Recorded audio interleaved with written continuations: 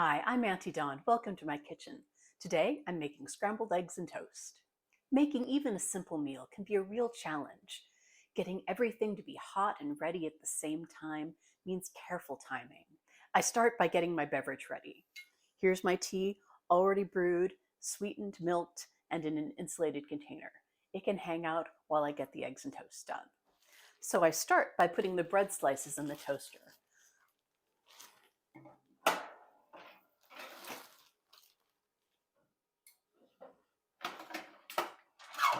I'm not going to start it yet, but I'm heading over that way to open up the window so I can start the vent fan for the eggs.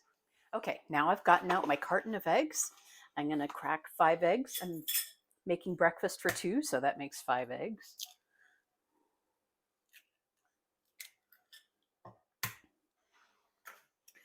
Now, before I get to beating the eggs, I'm going to get my egg pan, get my cooking fat using ghee.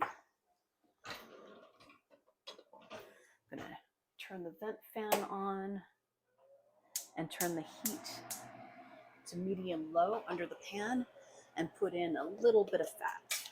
Doesn't take a whole lot. It is already a non-stick pan. So while that heats up, I'm going to pierce the yolks and then scramble my eggs.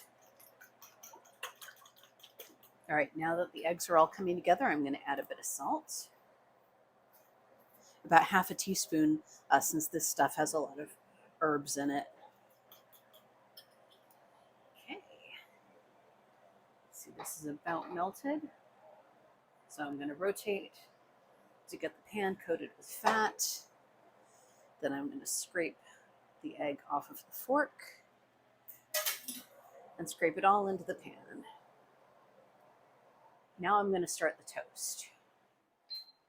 The toast takes about 3 minutes, and that's about as long as these eggs are going to take to scramble. So right now I'm just working around the outer edge to get anything that's thinking of cooking worked in. Okay, you can see it's starting to get a little opaque. Just to make sure nothing is sticking to the bottom of the pan. So while I have a moment, while this is cooking, I'm going to get out 2 plates for the toast. Put it right next to the toaster. You can see the eggs are starting to solidify. So I'm going to want to make sure I keep on and keep stirring. If I let it cook up against the edges of the pan here, it'll tend to get dried out and hard to incorporate to make a nice soft mass of egg.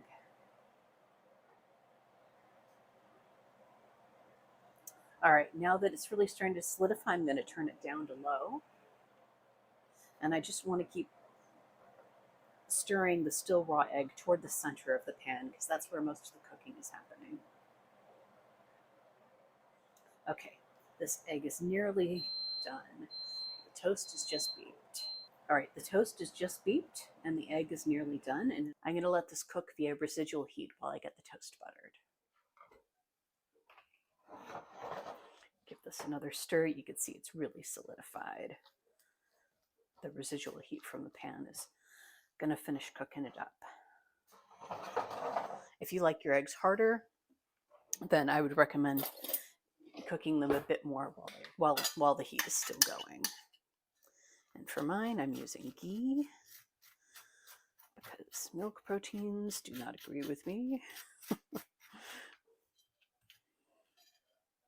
But here is the cultured salted butter that my husband prefers.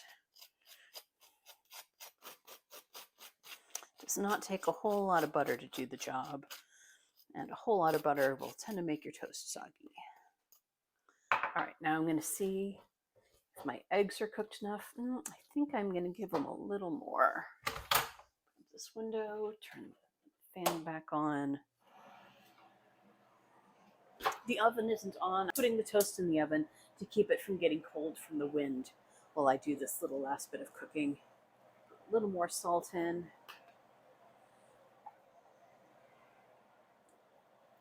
Nice and soft, but fully cooked. Just a little bit salty. Okay, now I'm going to grab my plates with toast and serve out the eggs. Now I'm going to rinse my egg pan. And now I can take these out to the living room with my tea, jam, and anything else we might want with breakfast. This is great practice for making more complicated meals. If you can get down tea, scrambled eggs, and toast, you can move on to the more complicated ones. I hope you enjoy this breakfast as much as I do. See you next time.